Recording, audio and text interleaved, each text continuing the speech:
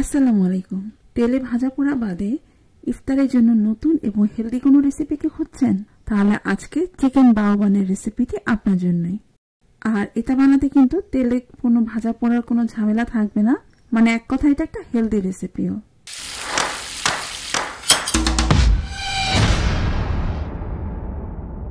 তো প্রথমে আমি কি বাওবান মানে বাউরুটিটা তৈরি করে দেখাবো। তো এর জন্য আমি একটি বোলের মধ্যে 1 টেবিল চামচ অ্যাক্টিভ ইস্ট নিয়ে নিচ্ছি।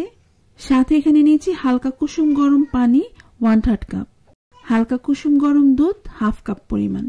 এখন সবকিছু একটু মিক্স করে নিচ্ছি।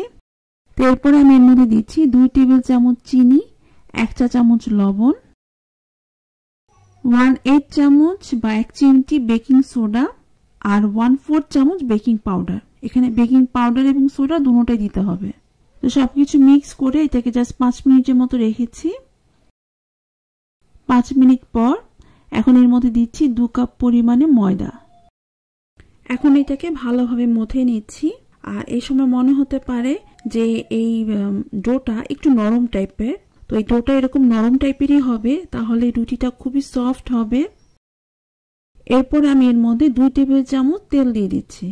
তেল দিয়ে এখন এটাকে আরো কিছুক্ষণ মথে নিলে দেখা যাবে যে হাতের মধ্যে যে স্টিকি ভাবগুলো লেগেছিল, তো এখন আর সেটা থাকবে না। আস্তে আস্তে মানে ডোটা একদম স্মুথ হয়ে যাবে, আর হাতের মধ্যে বা বাটির মধ্যেও আর কোনো রকম লেগে থাকবে না। একদম সুন্দরভাবে যে দেখুন স্মুথ হয়ে গিয়েছে। তো এখন আমি এটা রেখে এর উপরে কিছুটা তেল মাখিয়ে এখন আমি এটাকে ঢেকে রেখে দিচ্ছি 2 ঘন্টার জন্য।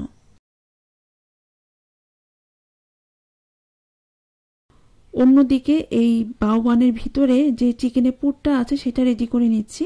এর জন্য আমি এখানে 2 টেবিল চামচ রান্নার তেল দিয়ে দিয়েছি, সাথে দিয়েছি 2 টেবিল চামচ বাটার। বাটারটা গলে গেলে এখন আমি এর মধ্যে চিকেন দিয়ে দিচ্ছি। এখানে চিকেনটাকে আমি ছোট পিস করে কেটে নিয়েছি। নর্মাল যে মুরগির মাংস, লেগ থাইয়ের যে মাংস, সেখান থেকে মাংসের পিসগুলো আর কি কাটা।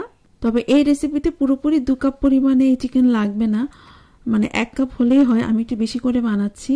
তো যাই হোক, এখন আমি এর মধ্যে মশলা হিসেবে দিচ্ছি 1 চা চামচ মরিচের গুঁড়ো, 1/2 চা চামচ হলুদের গুঁড়ো, 1 চা চামচ জিরার গুঁড়ো, স্বাদ অনুযায়ী লবণ, আর দিয়েছি 1/4 চামচ গোলমরিচের গুঁড়ো, আর এখানে দিয়েছি 1 টেবিল চামচ আদা এবং রসুনের বাটা। তো সবকিছু এখন ভালোভাবে মিক্স করে মাংসের সাথে এই মশলাটা একটু ভেজে নিব। এটাকে ঢাকার কোনো প্রয়োজন নেই। প্রায় 10 মিনিটের মতো এই মশলার সাথে মাংসটা এই তেলের মধ্যে একটু ফ্রাই করে নিতে হবে। তো যখন এই যে চিকেনটা একটু ভাজা টাইপের হয়ে গিয়েছে, তো এই পর্যায়ে আমি একটি স্ট্রেনারের সাহায্যে শুধুমাত্র মাংসগুলো উঠিয়ে নিচ্ছি। ঝোলটা কিন্তু প্যানের মধ্যেই আছে। তো এখন এই ঝোলের মধ্যে আমি 1 কাপ পরিমাণে পেঁয়াজ কুচি দিয়ে দিলাম। পেঁয়াজটা কিছুক্ষণ একটু ভেজে নিয়ে এখন এর মধ্যে একটি টমেটোকে কুচি করে কেটে নিয়েছি, তো সেটা দিয়ে দিলাম। টমেটোটা পেঁয়াজের সাথে কিছুক্ষণ ভেজে নিয়ে এখন এর মধ্যে আমি 1 চা চামচ কাশ্মীরি মরিচের গুঁড়ো দিয়ে দিচ্ছি, আর সাথে টেস্ট অনুযায়ী সামান্য একটু লবণ দিয়ে দিলাম। টমেটোটা ভালোভাবে গলে যাওয়ার জন্য আমি এটাকে ঢেকে দিচ্ছি 5 মিনিটের জন্য। তো এই যে 5 মিনিট পর এখন দেখা যাচ্ছে টমেটোটা কিন্তু গলে গিয়েছে। তো এই যে স্প্যাচুলার সাহায্যে আমি এটাকে কিছুটা একটু ম্যাশ করে নিয়েছি। তো ভালোভাবে ম্যাশ হয়ে গেলে এখন আমি এর মধ্যে যে চিকেনটা ভেজে রেখেছিলাম প্রথমে, সেই চিকেনটা এর মধ্যে দিয়ে দিলাম। এখন চিকেনটা এই টমেটোর সাথে ভালোভাবে একটু কষিয়ে নিচ্ছি। আমি এখানে 2 টেবিল চামচ টক দই নিয়েছি, সেটাকে একটু ভালোভাবে ফেটে তারপর এর মধ্যে দিয়ে দিলাম। সাথে দিচ্ছি 2 টেবিল চামচ হেভি ক্রিম। এখন সবকিছু ভালোভাবে মিক্স করে নিচ্ছি।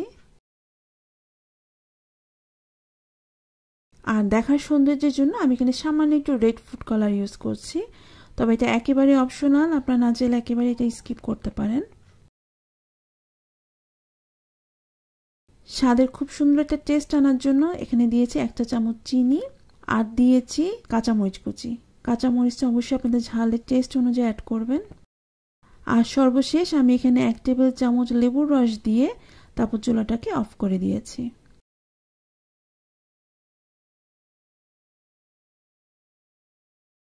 তো অন্যদিকে এখানে কিন্তু এই যে ডোটা আমি সেট হতে রেখেছিলাম সেটা এখন খুব সুন্দরভাবে সেট হয়ে গিয়েছে, মানে ফুলে গিয়েছে। তো এর ভিতরে যে বাতাসটা আছে সেটাকে তো এখন এই বাতাসটা বের করার জন্য আমি এটাকে ভালোভাবে মথে নিয়েছি। এখন এই ডোটা থেকে আমি একটা বড় করে রুটি বেলে নিব। আর এই রুটিটা খুব বেশি পাতলা হবে না, এটা পরোটার থেকে একটু মোটা টাইপের রুটি হবে। এরপর এরকম রাউন্ড টাইপের একটা কাটার দিয়ে আমি ছোট ছোট করে এই রুটিটাকে কেটে নিচ্ছি।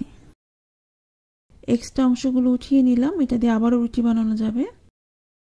এখন এই যে এক একটা এই ছোট রুটি নিয়ে এটাকে হালকা করে একটু বেলে দিচ্ছি।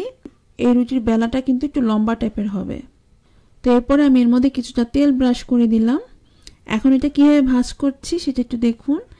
এর মাঝখানে আমি একটা স্টিক রেখে তারপর হচ্ছে রুটিটাকে মানে ভাঁজ করে দিলাম। এখন এই ভাঁজের অংশে হালকা করে একটু রুটিটাকে বেলে দিলাম যেন এটা জোড়া লেগে যায়। তবে এটা রান্নার পরে কিন্তু আর জোড়া লেগে থাকে না, এটা কিন্তু ছুটেই যায়। যাই হোক, স্টিকটা আমি বের করে তারপরে এটাকে এভাবে করে আমি এটাকে চুলায় পানির ভাপে আর কি এটা তৈরি করে নিব। সাধারণত এই রেসিপির নিয়মই হচ্ছে এটা পানির ভাপে তৈরি করে নিতে হয়, যার কারণে এই রুটিটা অনেক বেশি সফট থাকে। অনেকটা আমরা ভাপা পিঠা যেভাবে তৈরি করি সেভাবে করে ভাপে এটা তৈরি করে নিতে হবে। চুলার আঁচ হাইতে রেখে 12 থেকে 15 মিনিটের মতো সময় নিয়ে এই রুটিগুলো তৈরি করে নিতে হবে।